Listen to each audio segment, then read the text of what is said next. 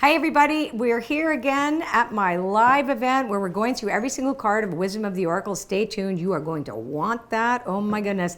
And we're doing the weekly Astro Oracle reading with my fantastic friend, evolutionary astrologer Sara Elise, who rocks, I will just say, if I can say that, because I've had a reading with her, more than one reading with her. She is so good, oh my God.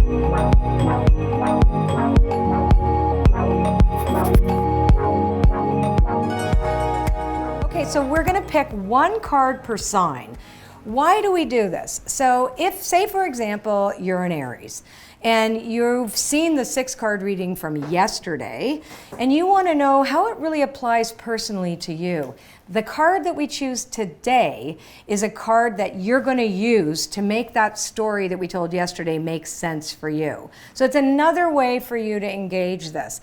Now, if you like to do things a little bit more than just the sun sign, the same card will apply to your rising sign and it will also apply to your moon. So you might walk away with 3 cards and you would do it in a row because they have to go together. You'd start with your sun sign, which say, for example, would be Aries. And let's say your rising sign was Cancer and your moon was in Leo. So you would go Aries, Cancer, Leo. You'd read the 3 of them together as a kind of like a group, which tells you more information about your personal experience this week. And we've gotten tons and tons and tons of feedback of how accurate this is. And it is kind of freaky because we know that we record these things and we have no clue until my intuition says, let's drop it now. And then it just fits. So it goes to show you that how the fixed system of astrology and the fluid system of oracle cards come together for this amazing marriage that can really help you understand where you are in your life's journey. Okay, let's start with Aries. You're going to pick the card. Yeah. I'm going to tell you what the card is, what it means, and then you're going to say how the Aries will process this. Oh, I will do my best. Don't forget, every single sign is going to experience the card differently. There's going to be 12 versions of this card. So obviously we have Yang. Okay, so Yang is like all full speed ahead. It's energy, it's fire. My husband, who is an Aries, which most of you know by now, if you've been watching my videos, I mention him every single week.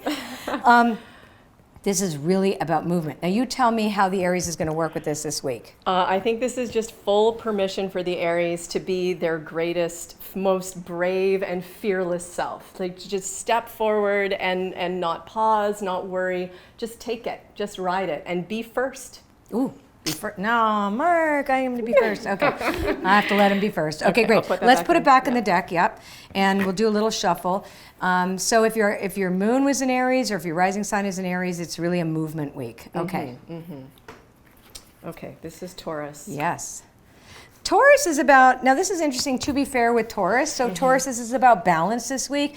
I think too, it's like Taurus has got to do with nutrition. It has to do with just basically your habits, the things that you do on a daily basis. You know, what is, making sure that you're doing something that is, yeah, again, it's balanced. It's balanced. So what do you say? Yeah, so Taurus sometimes has to deal with their addictions and their attachments to things, right? So to be fair, gives the Taurus a little bit of space. Kind of get outside of your comfort zone and kind of hold a sense of equanimity versus getting pulled into your old patterns. Like this week, just take a step back and kind of be a little bit more chill.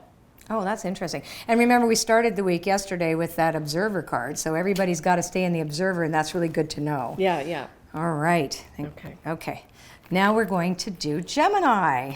It could be. No, that's interesting. So Gemini, interesting. The orphaned card reminds you not to isolate. Interesting, because Geminis typically aren't isolators. Wow. But they can isolate in their freneticism, don't you think? Like it's like jumping from place to place to place to place, you feel orphaned. Yeah. So this is a card to be careful of that this week, that you don't do that. Remember that observer card that came up yesterday was serendipity. What did we have? We had opportunities to do things differently, etc. And then you got that. So you got to be careful of that. You tell me what you think. Yeah, I think one of the biggest and most important lessons for all Geminis is to listen and not to kind of jump forward into narration and conversation, which is pointless. So I do this a lot as a double Gemini. So it is like, and that can be an orphaning experience when you just like run off. And if you're having a really great week and the energy is super high and exciting, Which it should be, maybe this week it's more important just to kind of stop and enjoy it, but be aware and be connected authentically with the world around you. That's good, because that's true. You know, I've got Venus and Gemini and all these other Gemini parts, and it's irritating. My Gemini parts are very like, I'll talk over my husband, and he's like, "Can I talk?" It's like, then I'm knowing, oh, my Gemini's awake. Yeah, exactly. Okay. Because we all have signs in our chart. It's not just one. Yeah, it's true. All right, this is Cancer. Cancer. Okay. Oh, that's nice. I'm happy. Oh. Of course, because I'm a Cancer. Co-create. So co-create is all about remembering that you're not the only one doing things. Cancer's a cardinal sign. We tend to be a little bossy and also want what we want, how we want it, when we want it, in the way we want it. Thank you very much. And we also will go sideways. We won't necessarily go directly for what we want either. We're going to go, right? So this is about, hey, you don't have to do this by yourself. You're in a really creative space. Do it with your partner, which is the universe. You talk. Yeah, for sure. And it's funny, like, most people don't realize Cancer is actually such an incredibly creative sign. It is the sign of birth. It creates things, and it creates things oftentimes from its own subconscious, unconscious patterns, unfortunately, right? So when you're creating something from the unconscious, sometimes you don't get what you want, but when you're creating something in collaboration with the universe, well, you free yourself up to get what you need, and oftentimes that is actually what your soul wants rather than what your fear wants, right? So, in other words, it's good. Okay, next. Yeah, it's good. But making sure you have the connection, that you are co-creating with your higher self and with your connection. And that way, when you know you're co-creating, it doesn't matter what you land on, because it's good, no matter what, right? Yeah, it may not true. be what you thought you wanted, but it's creative, and creativity in its own sake, in partnership and collaboration, right? It's good. That's true. That is true. Leo. Okay, here's Leo. Ooh, nice. This is perfect for Leo with a loyal heart. Leo is the loyal heart card, right? So this is the week that you need to be loyal to your dream. Remember, we said yesterday that there would be an opportunity to be in the observer, also do something again, and then that serendipity card. All of that storyline for everybody, that's the same for everyone, but we relate to it differently. Just stay loyal to your dream, stay loyal to yourself, and you're going to start to see who's loyal to you and who you're loyal to. Yeah, so true. And I love also, this makes me think of like a really strong Leo is connected, their heart is so open, right? They have so much energy shining through their heart, but the energy that shines through the heart is the energy of the sun. It's the light of the source, and it just shines right through. And so the loyalty is also just making sure that we're loyal to that, and that we are a channel for that, like a really esoterically advanced Leo is shining the light of the sun through their heart. Right. What about just a normal Leo? A normal Leo is shining the light of the sun. What about just like basic Leo person? He's shining the light of the sun through his heart. Right, exactly. That's what all of them do, right? That's all of their function. You might scare people if you call it the high level esoteric version of Leo. That's true. I guess, okay, so let me put it into words that are a little bit more mundane. Making sure that you keep shining the light from your heart and not stop it by worrying about what people are thinking about you, or whether people are receiving you, or whether you're getting acknowledged. Just keep shining the light. That's all that matters. That is this awesome. Week, okay? Yay. All right, now let's take a look at Virgo. Okay, this one. Here. Nice. Virgo needs to breathe. This is really the time out, I think, this week for Virgos. Virgo has a tendency to be very critical of itself and others, wanting to be in that sacred service and like wanting to see results. And this is saying like, just, you got to chillax this week. What do you think about that? Yeah, because they can maybe get a little bit too anxious. Virgo can get very anxious, very busy, and kind of tight, right? Like trying to like get everything right, or trying to make sure everything's organized, or perfectionism. Yeah, perfectionism. So breathing allows them actually to come into a space of being able to really be of authentic service rather than getting focused on the negative. Oh, that's really cool. Yeah, because it can be, that's right. And Virgo really is the service. It's beautiful. Libra, happy-go-lucky Libra. Okay. Here we go. The observer and protection. So we mentioned about the observer as being a really important thing for the week yesterday in the reading. So if you look at the Libra character with this in protection, it's particularly important for Libras to recognize that the world is not personal this week. Because this is in protection, you can have your life suction cupped onto the end of your nose and you can't see beyond your own narrative. So you just got to step back. Now, what do you think about this for a Libra when this is in protection? Yeah, I suppose, one of the things that I find interesting about Libra is that they can kind of forget themselves in the mirror of the other and just become whoever is in front of them and make that the most important thing. So they're really great shapeshifters, right? Because they feel everybody's energy. So perhaps they have a need to just kind of pull back from that and remember where they are. Oh, that's a remember good thing. Their center. Mm-hmm. Great. All right, now we have Scorpio. Okay. Scorpio. Okay, let's go with that one. Nice. Here and now. So again, this card represents being present in the moment, not diving deep into the past or the future, really being in the moment and bringing your self-awareness into the now, also into your physicality, your environment, etc. How would you apply this to a Scorpio? Well, Scorpios love to hide. And they do. They love to kind of go deep and dark, and sometimes they retreat into their Scorpio cave. So I think that it would be a wonderful thing for the Scorpios to bring all of who they are to the moment this week, because that's when their beauty comes forward, and that's where their power comes forward, and that's when we can really interact with them and see them and enjoy them. Interesting. Do you think there's a lot of introverts with Scorpios? Because most of my Scorpio friends would identify as more very strong personalities and a little bit of an introvert. Yeah. I do. I mean, you can't say that every 12 person. I think there's just a need to actually pull back and retreat sometimes for Scorpios. Like they need to go away. Yeah. Right? They need to refuel. It's not that they're introverted. It's just they like to go into their own little cave. And they also kind of come, sometimes there are dark emotions that come up, and sometimes things are really intense for a Scorpio. Which is Pluto. And that's not necessarily what they want to show the world, so that's another reason for them to retreat, right? Or if they get their feelings hurt, or if they perceive that there's been a slight, or any kind of little, they're so unbelievably sensitive, to any little thing in the environment that sets them off. So they just need to stay really present and stay really poised and stay really focused and be here. You know what I love about astrology? If you're willing to learn about astrology and you really understand human nature, all the people in your life, your kids, your family, everybody, it really is a phenomenal tool. Yeah, it is. It is. Okay, so now we are looking at Sagittarius. Okay. This is my favorite sign. Your favorite sign. Okay, milk and honey in protection. So when the card comes up in protection, it's not allowing the good stuff to happen. There's a sense of, am I trusting this? Is this for real? Or is this like a mirage? It's too good to be true, but it isn't too good to be true. It's true. It's so good.